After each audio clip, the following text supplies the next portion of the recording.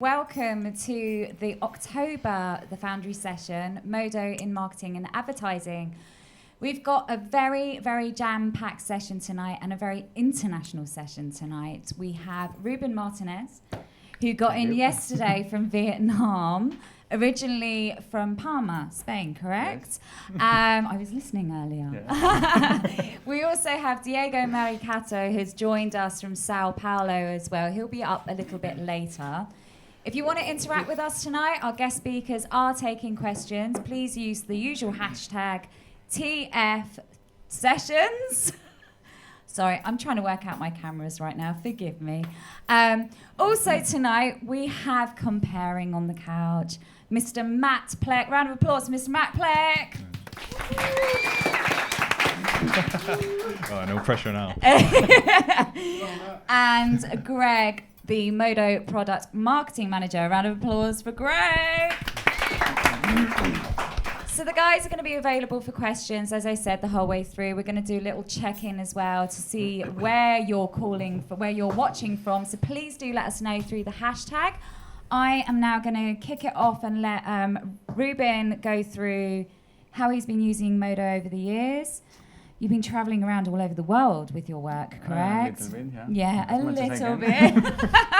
And he's now set up a creative agency in Vietnam, so he's got lots and lots of stories to tell us. So I am going to zip it, and I'll see you in a short while. Over to you, Ruben.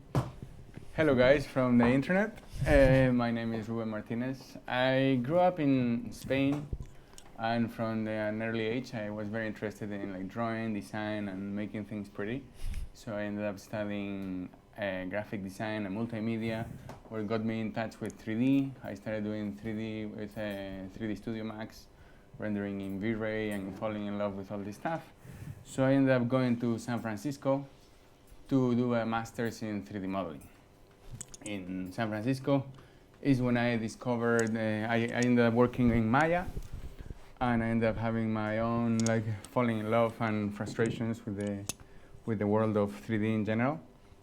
And right at the end of my studies is when I started seeing 3D in a different way. I saw some of the work of Alex Roman. I saw the third and the seventh, and it was so inspiring, such a different way of approaching 3D, such an analog, old school way that 3D doesn't have to look like 3D. Mm-hmm. That is, I ended up switching all my classes for sculpting classes, drawing classes, photography classes. I used to do a lot of 8mm, 16mm photo shoots and stuff like that. Learning a little bit about lighting in general. And it's by the time when Modo 301 came out. And back in the day, I had a teacher that is the one that introduced me to Modo. And basically, one with each other, we ended up pushing each other into creating a class for learning Modo. He didn't really even know Modo either. But we ended up figuring it out all together. Yeah, no pressure. And not at all. Teach the class and learn it. So I basically fell in love with the rendering engine. I wanted to make 3D look not 3D. I wanted to make 3D look like a photo, a analog photo that you. So was it basically the render engine that got you into Modo, or are there other aspects? It was the render engine in one part, and the fact that it worked on Mac. At the time I had been doing graphic design, and I was used to working on a Mac. Right. And if I had to switch to a PC, I would not do 3D at all. Right. So it wasn't 3D that you loved, it was pictures and the art and the... Yeah. I had some clear things. I was not going to work on Windows again. So I decided I wanted to pick a new platform that would work on Mac. And I really liked the interface of Modo. It looked like I was all day bitching about every software I was using, how complicated it looks like. You need to it's literally rocket science. I don't think rocket science is that complicated as software, 3D software. Right.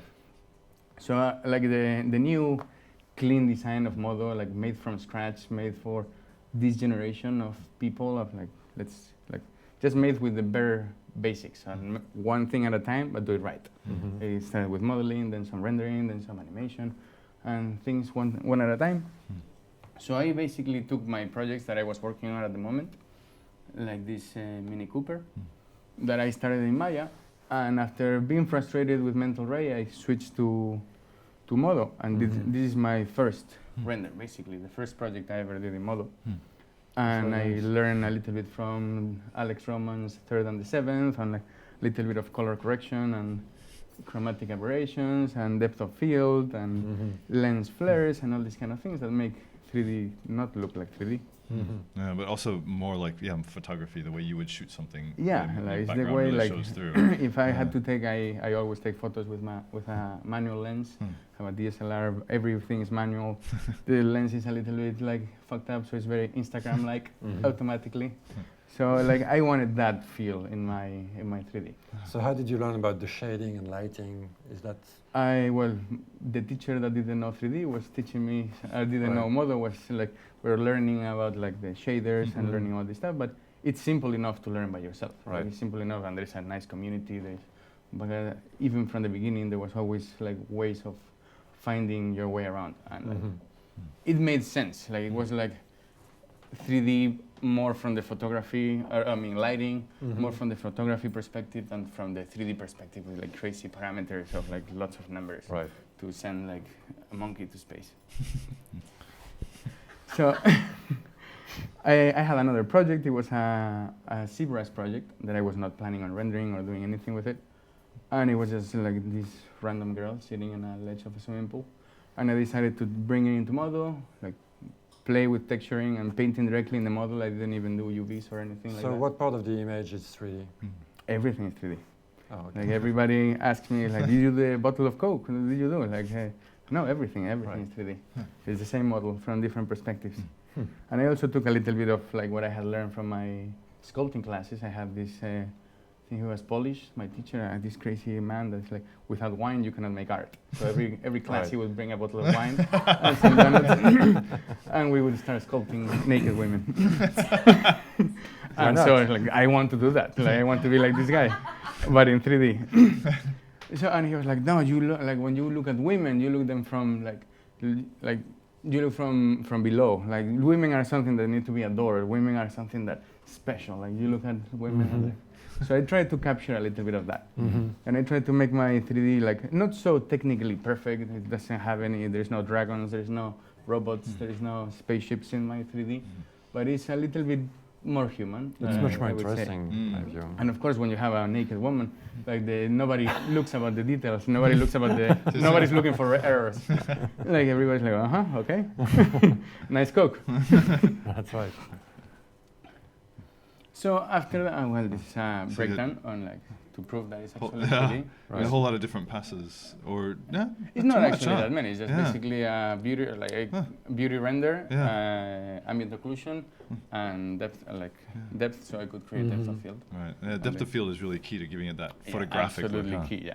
I Yeah. learned like how to tweak Mm. 3D into making it look like a analog photo, and I think it's what actually makes the trick.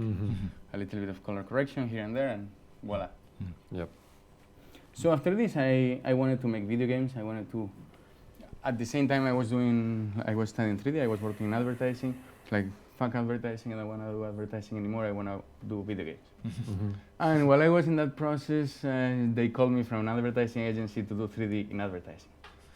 And it was so convenient, and so it seemed to fit so well. They also called me on my birthday, so it also helped, like, okay, Must be it's meant the to be, right? universe giving me a birthday present. So I went to Razorfish, a digital agency in San Francisco, and it was the first time they had a 3D artist in-house. Like they're a digital agency, really high-tech, really high-end, everything super modern, but not 3D.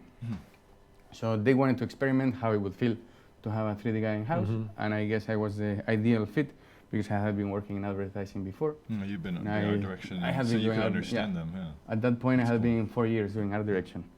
So I could understand where things would come from and the quick turnarounds of things. Like in advertising, the deadlines are really, really fast. Like everything is like, oh, we are working on this idea, we have this project, we have this and this. 3 hours later, they have changed everything. They're not working on that. They have forgotten to even tell you they're not doing that. So it's like, oh, no, we're not like, forget about that. Like, we're doing something else. Can you help me with this? Can you help me with that? And for them, like having a 3D artist in the agency was like, I was like a wizard. It was like the magic, like the warlock that makes black magic happen. Like they didn't know what to expect from me. They're like, well, can you do this? Can you do that? Can you maybe give me a laptop that with this angle, this color, open like this, with this in the screen? It's like, yeah, of course. Well, that gives them so much more creative flexibility, doesn't it? Because they can absolutely, they can just imagine can you open it up a anything little they bit? Yeah. Like, can you make it more? Can you make it less? And it's like, Find the how long do you need? A week? It's like, no, 20 minutes. Like, I can give it to you right now. Like give me, while you go have a cigarette, by the time you come, you have a sexy laptop with like alphas, transparent background, shadows, whatever you want in the screen. I'll make it sexy for you. So and Modo was really well suited for that. And Modo was well suited for that kind of Modo is perfect for that because Modo is fast. Like while in most other softwares I wouldn't even have time to set up a scene. It's just too complicated. It's like it's meant for a big production. It's meant to make Transformers 4 or 5 or whatever. It's meant for like bigger things. Like, well, you cannot sketch in most 3D applications. While in Modo you can improvise, you can change things. There is enough presets and like lighting scenes and stuff that you can use and modify and play around with them. So it's flexible. Quickly iterate through many different solutions. And like you cannot fall in love with your work when you're working in advertising because things are gonna change or like scrape that. We're not doing that anymore, change this, change that, and things are very different. So sometimes I was doing laptops, sometimes I was doing flowers, sometimes I was doing who knows. This is really different from the kind of shiny metal to something although like most of my projects were like shiny, spinny things, like laptops, tablets, desktops, all kind of stuff. Like sometimes, oh, we need something like sensitive, we need something sexy, we need something that contrasts with that. Like, okay, we'll do this, blah, blah, blah, bam, done. 2 hours later, oh no, we're not doing that. We need a different thing because we have changed the concept and we don't need it anymore. So you must also kind of build up a library a bit of like you can pull out an orchid branch. Have a huge library of random things and lots of laptops. Yeah, but really useful then to in all your work to be able to pull something out like that and reuse it while in a photo shoot. Yeah, like if they had to, well, that wouldn't even make sense because the whole point of this is not just a render. It had to spin. They had to be interactive. So when the user like drags their finger, it had to spin with the finger. So like it's not as simple as like you could. There wouldn't be a way of doing this in a photo shoot, I think. And it's not even worth to outsource it. You cannot ask somebody like, well, I have an idea, but I don't know what I want. Can you do it for tomorrow? Like, no. Like, you have to have somebody. It's like, what about this? What about that? I think we should do this. I think we should do that. And like the idea it gets created in the process of doing it. Well, you cannot just call somebody like, hey, can you, like, doesn't matter if you call. Did you have some times where you were asked to do something that was just impossible to do? Yeah, many times. Many times. And then what happened? Did they went back to the shooting, doing a photo shoot? Or? No, I would give them an alternative. Like my position there was to like, well, we cannot do that, but we can do this. Or what you're telling me is absurd, or we need 50 people for a month, but I can do this instead. Or simply just forget about it. It's not worth it. So like the projects varied a lot and changed a lot. Most of my work was like doing like laptops in very specific like angles, very specific materials, very specific looks. And like they would ask me, can you do this, can you do that, can you put this thing and make it reflect and make it look from this angle and then make an animation? Yeah, okay, give me 2 hours, or give me 20 minutes, or give me 2 days. And everything is possible. And for them, like, if you have to find this angle with, or in a stock shot or something. If you have to find this in a stock, good luck. Like, or just better be really good at compositing. Or it won't be the right color or something. It will never be exactly what you have in mind. And since I have so many assets and had created so many elements for the brand, for Intel in this case, like, and sometimes they had to do icons and they had to do other graphics for their website, and I would create them like, well, I already have a laptop, I already have a TV, I already have a desktop, like I can create a couple more things, and we have the whole icon set. Great. Yeah, very, very tight. Sometimes like the creative director would come, I have this idea, like we were doing an the Ultrabook project, as we used to call it, with will.i.am. And it was like will.i.am would go around the world doing concerts and promoting the Ultrabook for Intel. Ultrabook as a family, not as a product, so it was a little bit complicated. And they had like things like, oh, can we do like a world that is spinning, and so when the people like come to the app, like they can on the iPad like scroll and pick the country or pick the concert they want, can we do something really, really cool? and I had a million different versions of like worlds. And at the end, like with my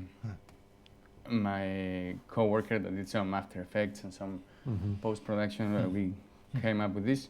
3 hours later, forget about it, we're not doing this anymore. Like we changed, like forget about the world, like we're not even doing an app, we're doing a website now. Okay. This is another version of like, I don't even know if it was before or after, I think after. But basically the same, like this is like different stages of a scrolling animation for an app. And like, how do you make this if you don't do it in 3D? Like you cannot compare it in Photoshop, you cannot, there's no other way. Yeah, you can't shoot it. It's not really worth asking, like outsourcing it to another agency. Hey, can we have an animation of this? Because this changed like a million times. Like even just that. Like just that. It's like, can we have the screen orange? Can we have the screen blue? Oh no, we want the original logo again. Can you make the laptop black? Oh no, laptop black doesn't look good. Can you go back to like how many sets of like 700 renders I had to give these people until like, oh no, again and again and again, change this, change that. This way. But then you get, I guess that's what gets you to the result where you go, that's exactly what it should be.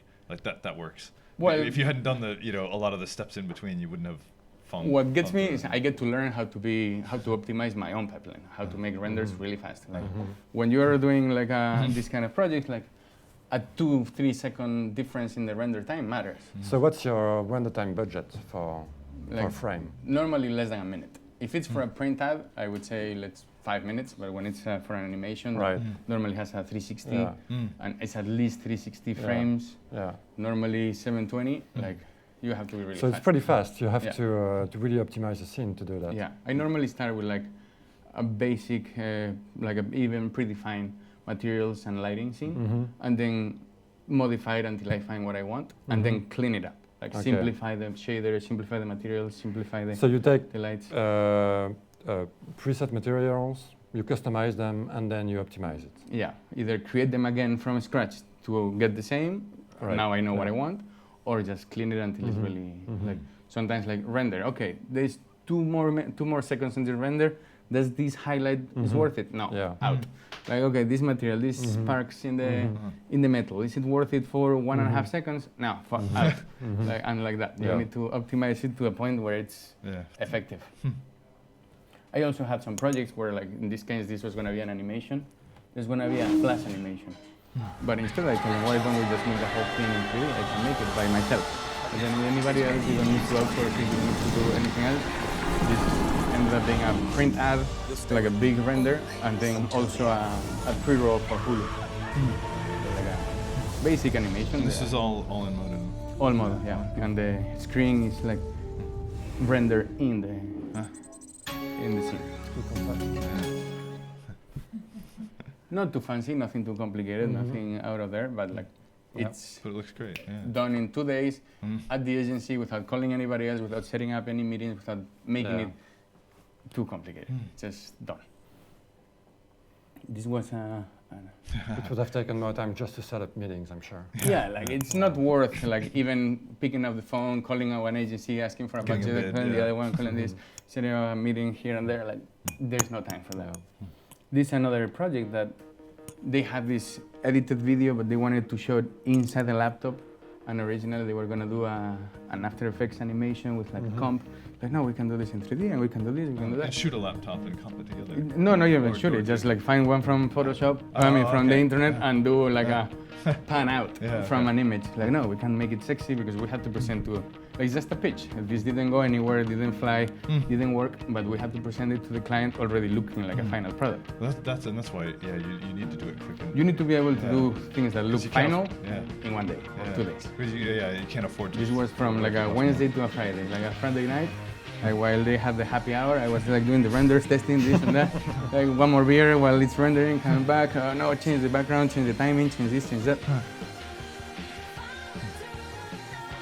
But it was simple animation, simple stuff, but impossible to do otherwise. But you get all those great reflections off the screen onto the surfaces and magic. All that kind of things. It pulls it all together instead of looking like a comp. It to the client.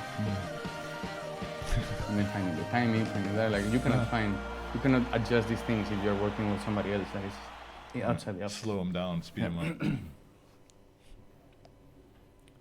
Then we switched to, we were pitching for Toyota and Kia. and I switched to rendering lots of cars. And it's when I had to, again, do a lot of 360s and turn around. That's why I found about cloud rendering. And it's when I started using, what's the name? Rebus Farm, yeah. And it's really simple. Just install the software, install the plugin inside Modo, and just another button. It's like render locally, render in the cloud. Done. It uploads the files. So would you recommend using it in general? Yeah, if you're doing a project that is going to take more than 2 hours or 4 hours of render, it's absolutely worth sending into the cloud. Right. And in that time, you have, instead of 1 frame, you have 1,000 frames. Right. It doesn't really matter. It takes longer to send, wait for your slot, and get back than actually rendering. This has like thousands of cores rendering for you in the interwebs. Was there any problems in terms of software configuration and plugins never. and stuff like that? Plugins, Never. Just install the plugin, send, render, come back, good to go. So it's pretty much a turnkey solution. It's fantastic, yeah. Yeah. I highly recommend it for anybody who has to render animations. I used to, when I was in school, I used to take entire classrooms to render with like 20 computers, be there the entire weekend. Yeah. Like, Running around from one to the next. Like now it's much easier. Yeah. Had to like figure out a lot of like quick ways of setting up a lighting scene for cars that had to like, these renders are probably 20 seconds, 40 seconds.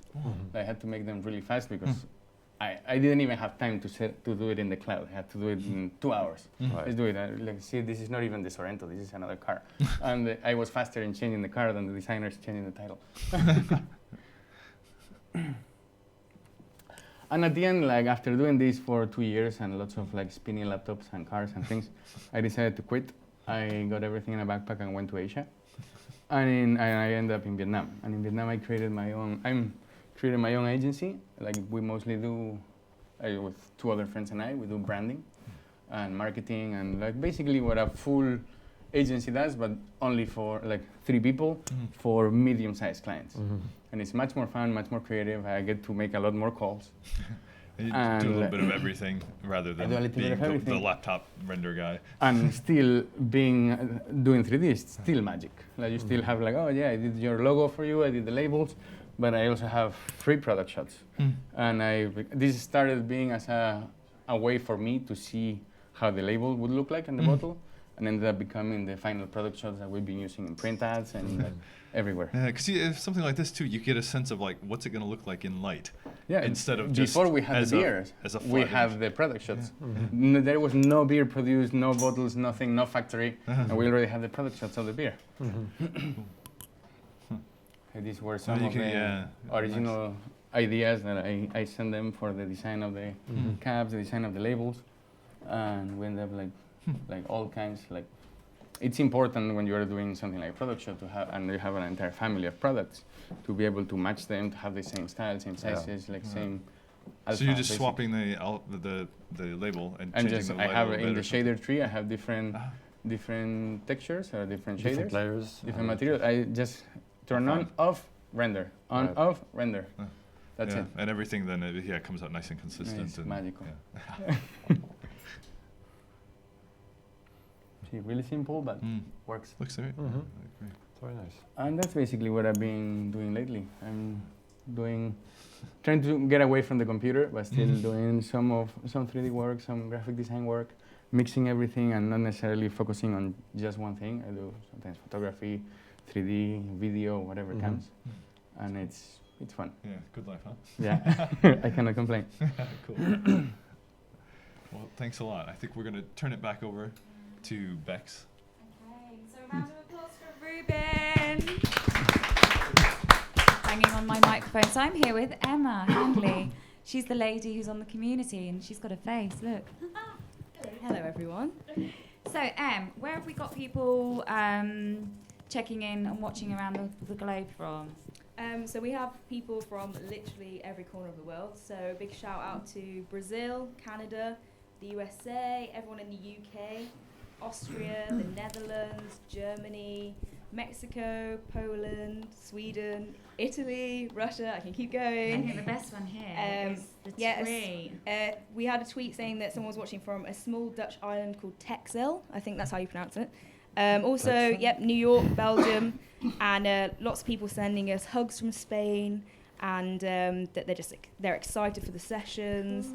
And we've also got people watching in Ohio. So yeah, literally everywhere. Everywhere. That's fantastic. And also, this is on a recording, so this will be recorded. So if you are watching on the recording, hello.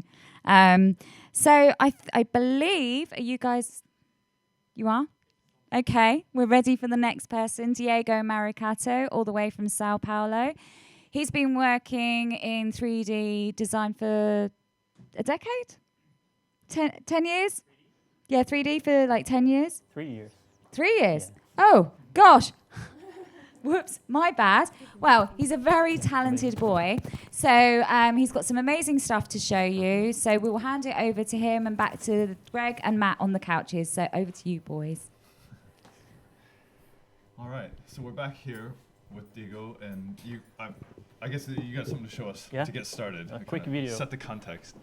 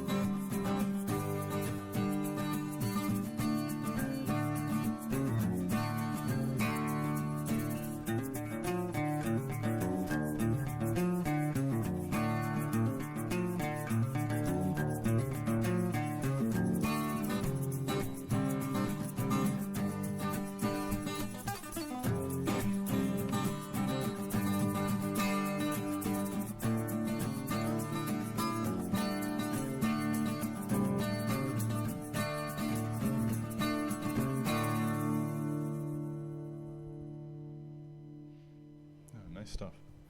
Very nice. So yeah, maybe we start off and tell us a little bit about Calibre and what you're doing. Yeah, we use the Modo as a main 3D tool to create characters and a lot of stuff. We also use photographs, but we outsource it. But mainly Modo as a 3D tool. Mm-hmm. So here a little bit of my story. I started about 10 years ago when I was at a advertising college, university. And I tried to learn 3D using other softwares, but for me it was very boring, very technical, yeah, very hard. And I started my career working in a small advertising agency as an assistant in ad direction. And then I moved to another agency. And after 3 or 4 years, I decided to quit and open my own studio with smaller clients, but they allowed me to be more flexible in the way I was working and also in the deadlines. And I wanted to learn 3D software to show to the clients how their brand or their products would look in real life. And a friend told me about Modo. And when I saw what people were creating with Modo, I was convinced that it was a perfect trade. And for 3 years now, I've been using Modo, and mainly 1 year using for 3D work. And I fell in love with 3D, and I decided to split my partnership and work only with 3D. And so that's your focus now, is completely on the 3D. And you're working from Sao Paulo, right? It's a city near São Paulo, a smaller city. Okay. But it's and very so, close by. what is it about the Brazilian community? The Brazilian Modo community seems to be extremely talented and very active. There are lots of great contributors there. In Brazil, you have to do many different things. You don't have to do only one thing. So it allows you to be more creative. And it is one of the main reasons I like Modo, because it allows you to be more flexible in the way you work. So you think that Modo is really well suited to the Brazilian market requirements? I believe, yes. So this is our big team, me and Arthur. He was working with me in my last studio, and he's a very talented guy. So I asked him to work with me, and he accepted. So we don't have a fixed pipeline since we are only 2 people. So we try to work in a collaborative way. So here is our main basic workflow. It always starts with a concept. The client brings up the idea with a Photoshop sketching or a mix of photographs, and we talk about some options and some styles, and I show him some references, and we start to work with simple shapes, so we can see how everything is working together. So and you don't have to put your effort in details, and it's easier to change something when it's simple. And does that also keep the client from getting distracted by, like, I'm not sure I like that particular texture of the cloth or something because you're not there yet. And after the composing is done, we move on to do the other modeling tools, the other modeling stuff, and with topology and with mapping and the shading and texture. We use Modo as a 3D tool, and also Photoshop and UV layout and Crazy Bump, but mainly Modo. And in the last jobs, I've been using Octane for the rendering. But as the Modo plugin? Yeah. Okay. Yeah. There is also a standalone version, sure, but I prefer the plugin. Yeah. What do you like about the plugin? I don't have to go to another software. Okay, it's all just right there. You use the schematic view from Modo. You have the nodes and everything else. It's much easier for me. And Modo, when the work is suitable for Modo, and I can use. So it's really like a plugin renderer inside of Modo. Yeah. I do all the modeling. Octane it takes the basic stuff from the shader tree, right? But you have to build it from scratch in Octane.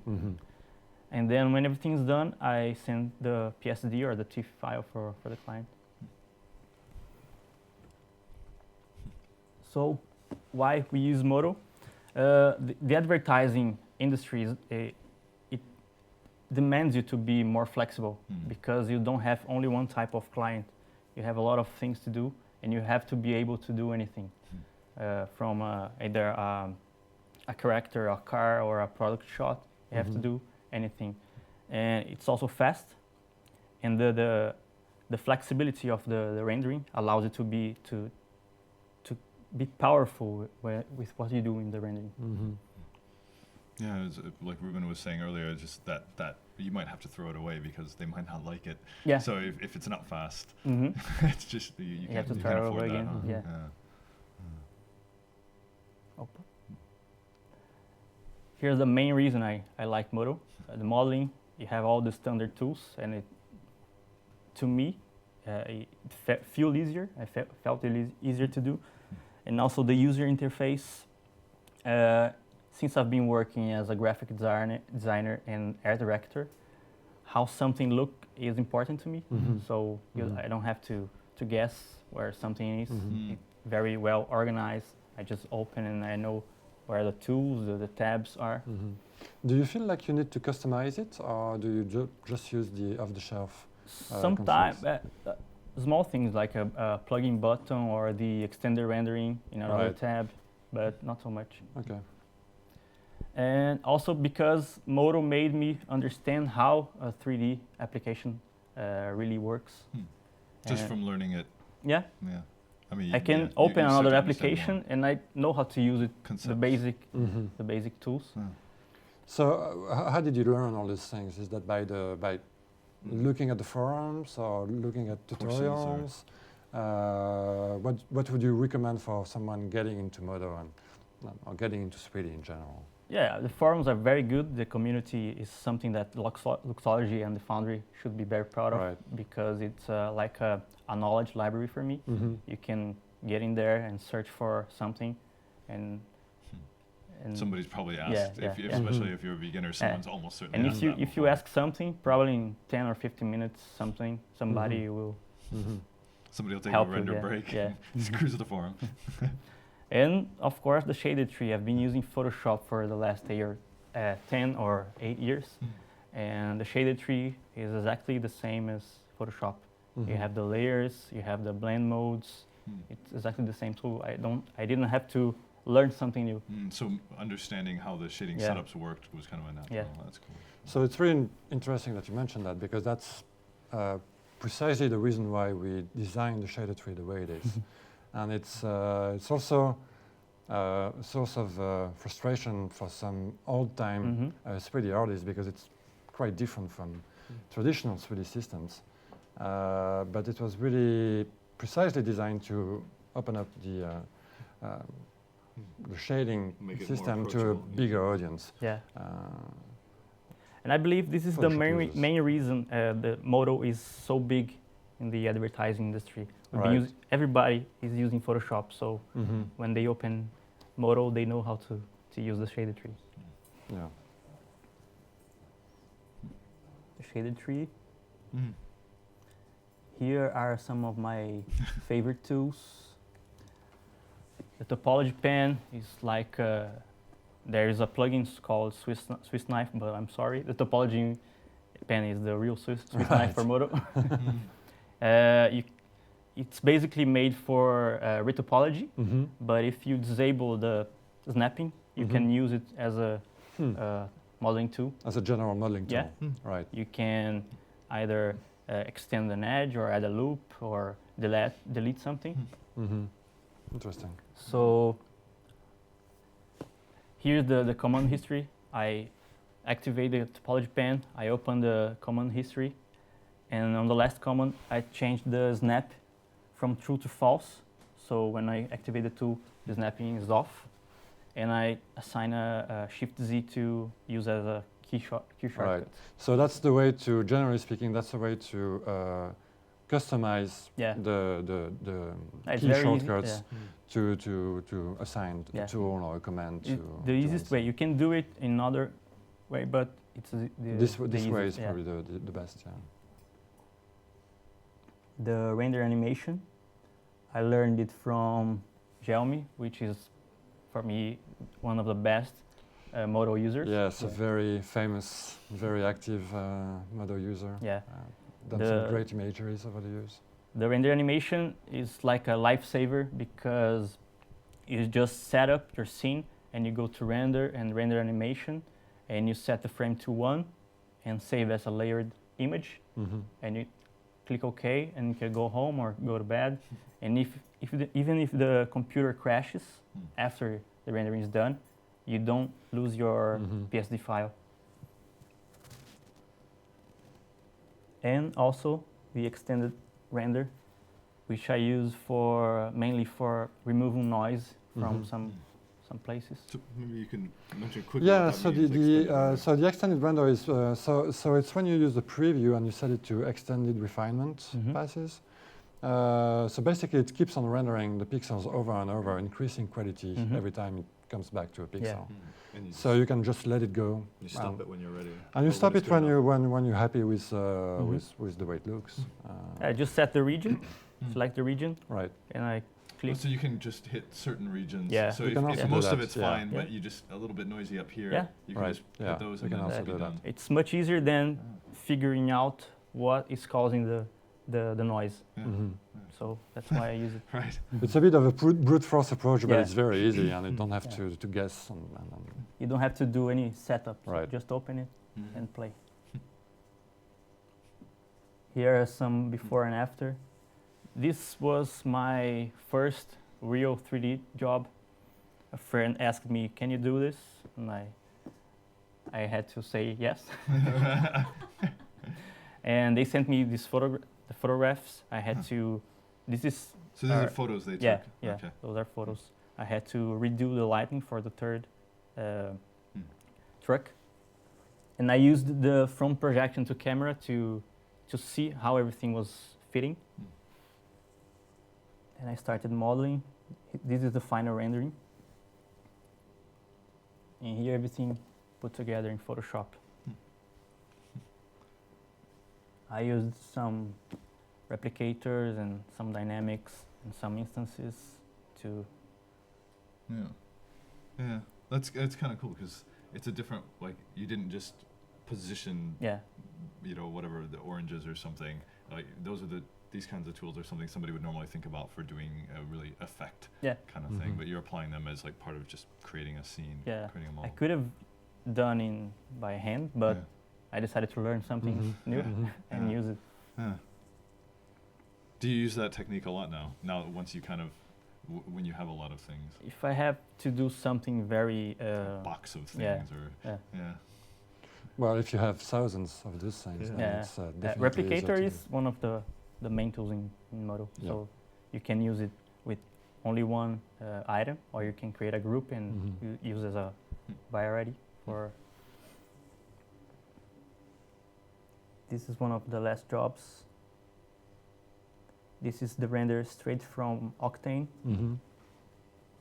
And here is the scene again, replicators, surface particle regenerator for the Yes. leaves on the street. So you get a lot of detail Yeah. and like realistic randomness Yeah. in a cheap, without having to place. Yeah, that's cool. That's very cool. And then you can always, if somebody wants to art direct specific things, I guess that gives you, you could go place that one if you wanted. Yeah. Just remove the vertex and it's gone. Cool. Here, the village people guy. This is cool too because this is a very like stylized rendering compared to the very realistic stuff. So you got kind of a full range of things you can do. Here's the render straight from Modo without the fur. And here is my setup. I use the different guides to model the hair. Right. It was done in the 701, so it was not as easy as in the 801. In 801 it's a lot easier, yes. Some crazy lighting setup, which I use a lot. The UV mapping made in Modo. We modeled in ZBrush and we brought to Modo, opened the UV, back to ZBrush and decimated, and again back to Modo.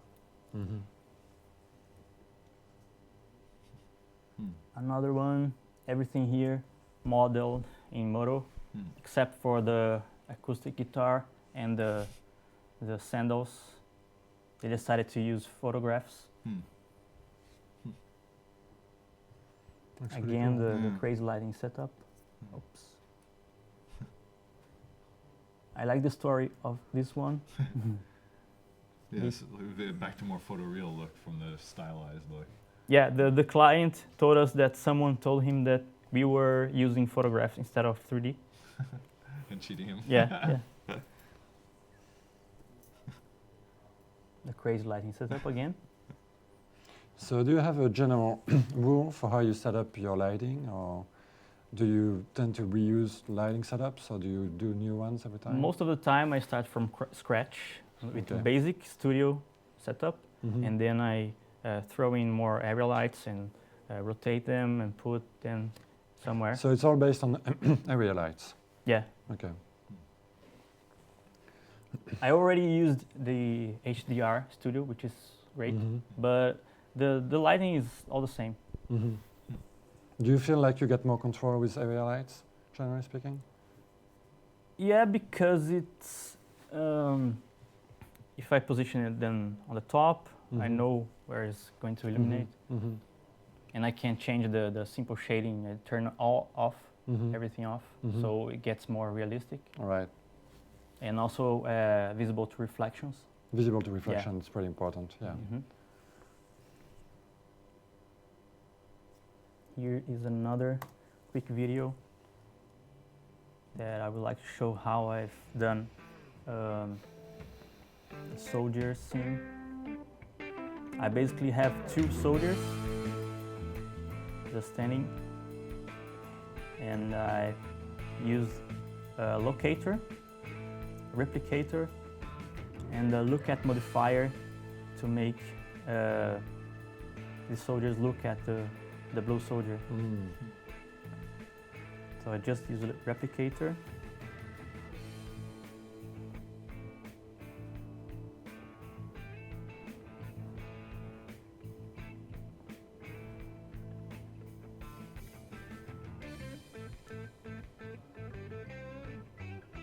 So with the replicator, you only had to set it up, they'll look at it all at once. Yeah. And then that whole setup gets replicated even though they're, and it behaves differently on each instance. I could use it a lot more soldiers. it would be fast the same way. So I just use the schematic view to link everything and make them look to the other one. So this is setting up the lookout. Yeah. And if you move the locator, everything else will move together. It's quite handy. Yeah. Very Handy quick. and very easy. Yeah, and then if your client came in and said, "Oh, can we have one doing something a little different? Can you break that and like adjust?" What I did is you freeze the replicator and you delete what you don't want and use the particle from the last one. And there you go. Here are some of my key shortcuts. Nothing very special. The Shift Z for topology pen, Alt Q for bridge, Alt Shift D for drag weld, and the Shift E for add point. It's mainly basically the modeling things. The things you just do all the time, so you want them at close at hand. Yeah. Cool. And also some tips for those who are beginning. It could be in 3D or anything else. Be organized, be curious, and be a learner and open-minded to learn, and open-minded to critics also. Yeah, you have to be able to accept that. It might be great what you did, but it might not be what they want. Yeah. Or it might just not be. It's not only your work, it's their work also. Yeah. Okay. So you have to be open-minded. And also have fun. Also, have beer. don't forget to have some fun. You got stuff to, Yeah. So do you have fun using Modo for a work lot of every fun, day? yeah. That's an important factor for your work, I guess. So, because this is not very funny. That's not very fun. Trying to find where is your file, and you could lose something or time.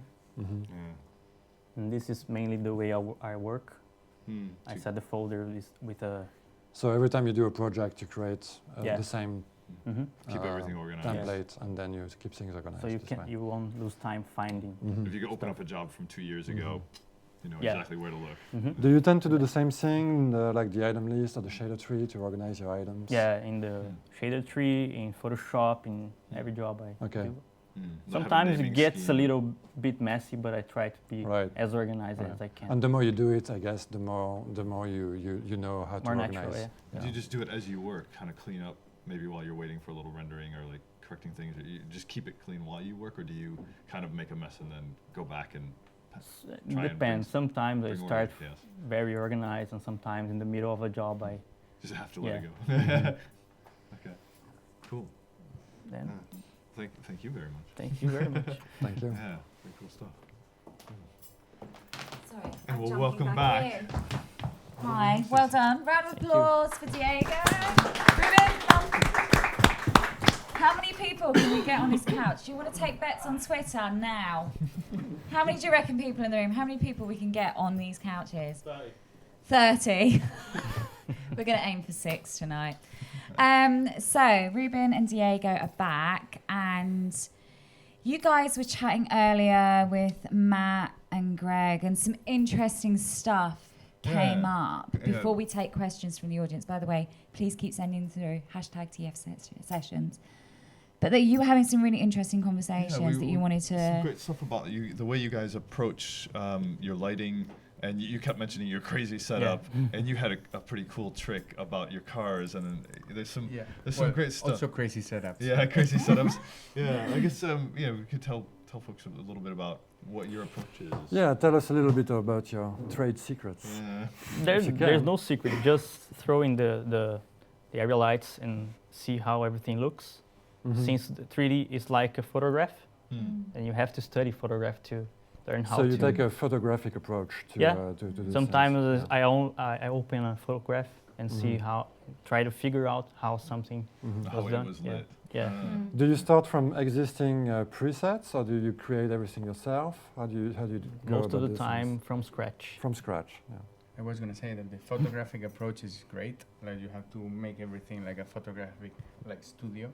But then everything breaks when you spin the thing, and that thing that's spinning reflects the lights. So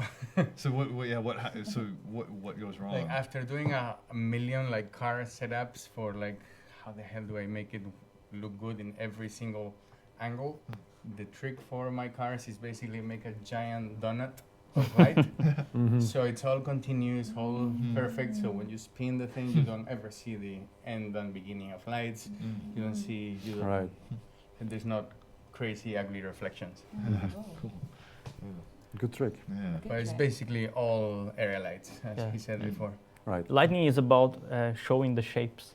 So you have to show the shapes and see how everything Yeah. looks. Right, yeah. So often we're thinking about how do I place the light to light something up, but you should be thinking about what's the form Yeah, that I'm trying to exactly. expose. Yeah, that's cool. Do you do render passes to isolate the lighting of the separate lights, or do you just render everything into one pass? Most of the time, one pass. Right. Yeah, I hardly ever, like I normally separate like reflections and ambient occlusion and a couple of things, but not to the point of separating the lights. Yeah.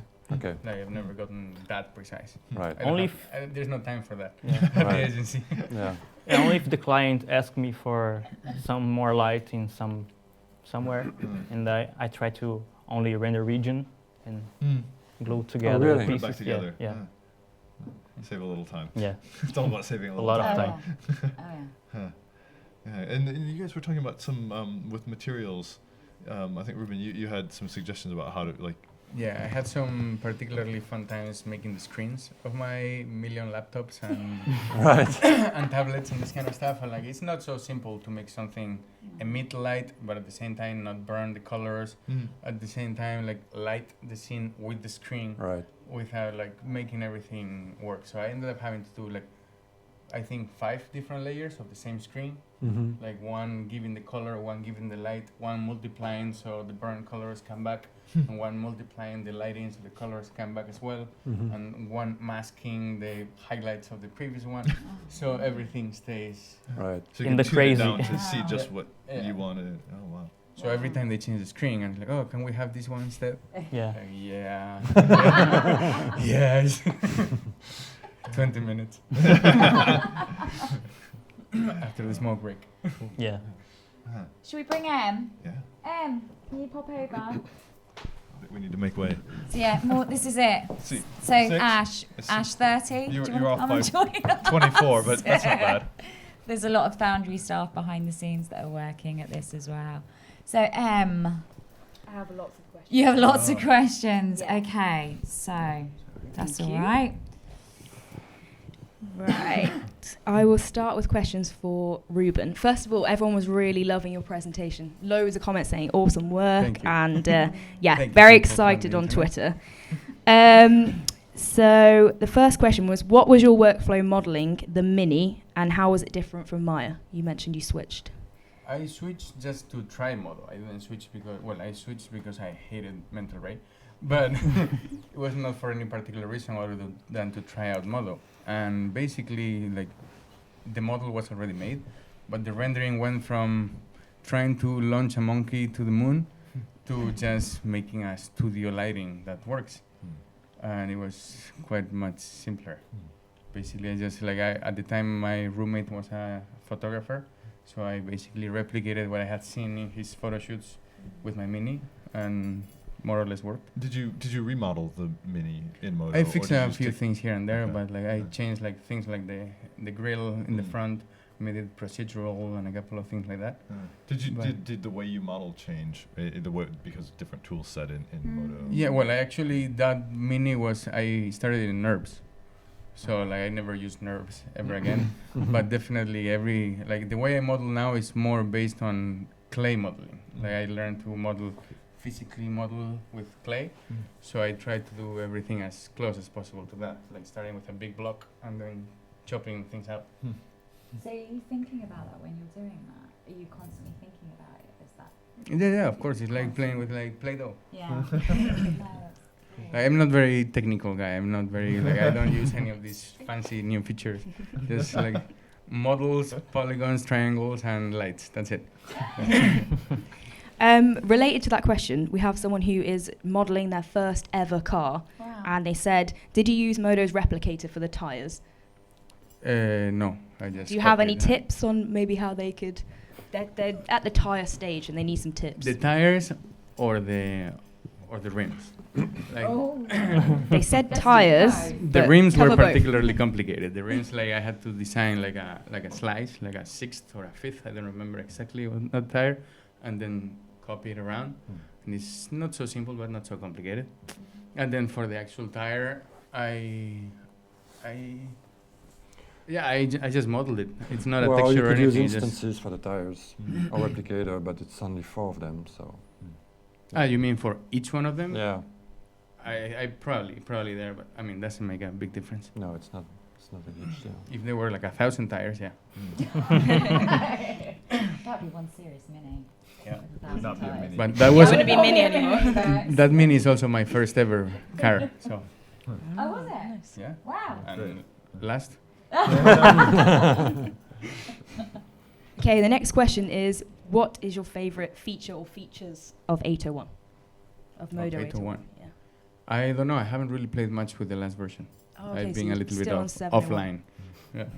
In Vietnam, life doesn't catch up with technology as fast as it does here. We need to sort that out. Also, we had a lot of people, we didn't pay them, asking about colorway and saying that you made over 700 changes on projects and stuff like that. Have you used colorway in your work yet? And because it sounds like a good fit. No, but I would like to figure it out. So the answer is we'll sort him out with that as well. Yep. Yeah. As I thought, I'm not a technical guy. I just do things like in the most basic, simple, like logic sense. The next question is, are you interested in making any tutorials? We have lots of people who want to learn from your skills. Tutorials about what? I would love to. Yeah. I would like to make tutorials on like at least lighting and basic lighting and like, how to make a scene render in like 2 minutes.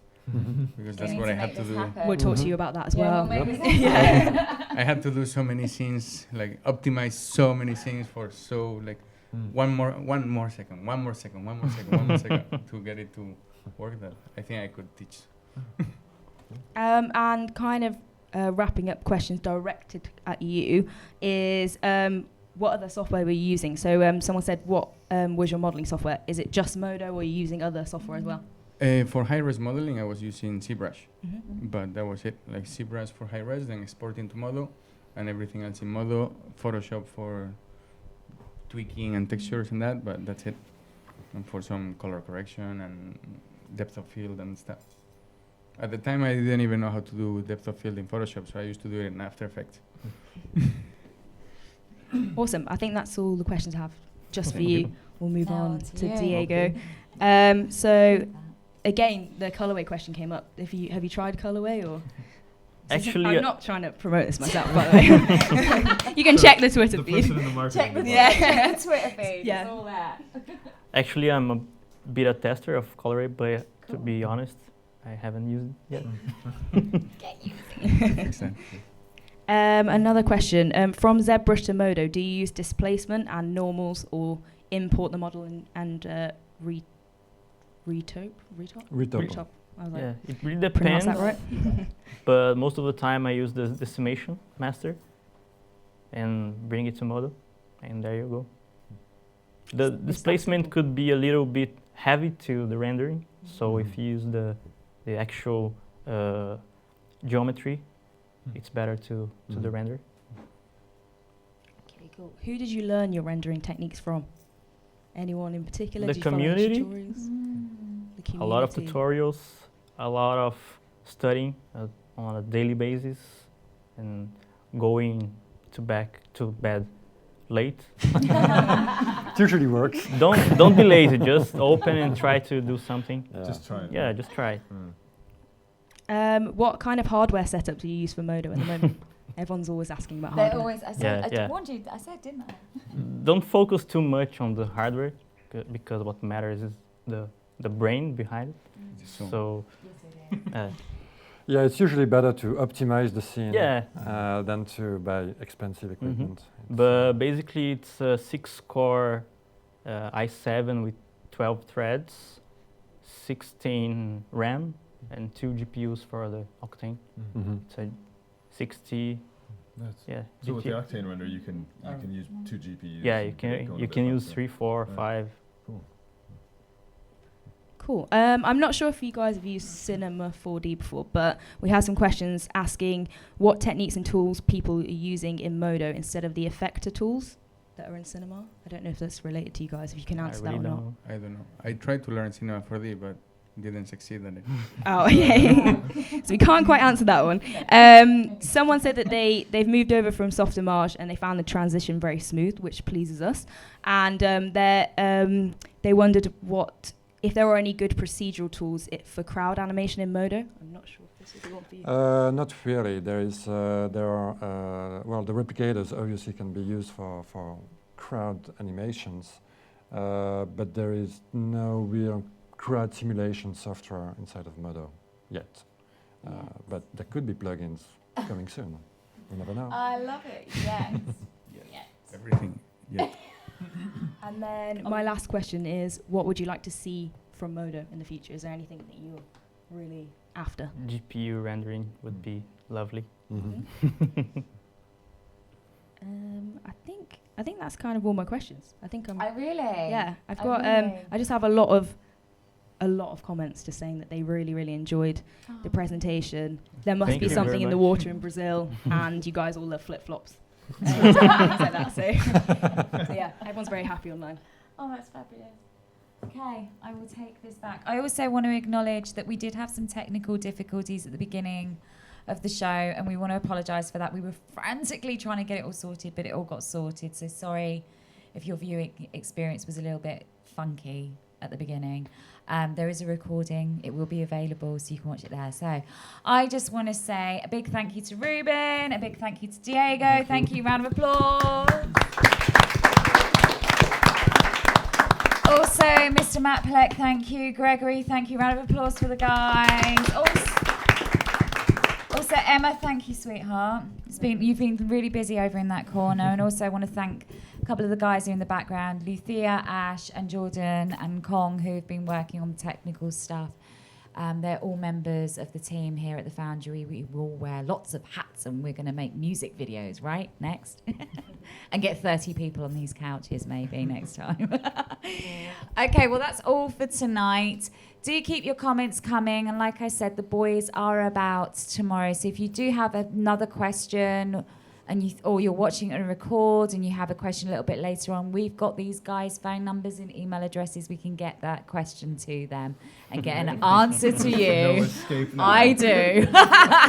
So that's all from us for tonight from London. The next session will be November the 27th. It's going to be Foundry in Design. Keep checking back on the event page and the session page for details about that. So we'll see you again soon, somewhere, a month from now, is it? Almost? Yes, just about. And there's also some other information that's coming up about events where we're going to be in different parts of the world over the next coming weeks. Shh, you heard it here first. Keep checking. So we'll see you soon. Thanks again for watching, and good night, good morning, good afternoon, wherever you are. Bye-bye. Thank you. Bye-bye.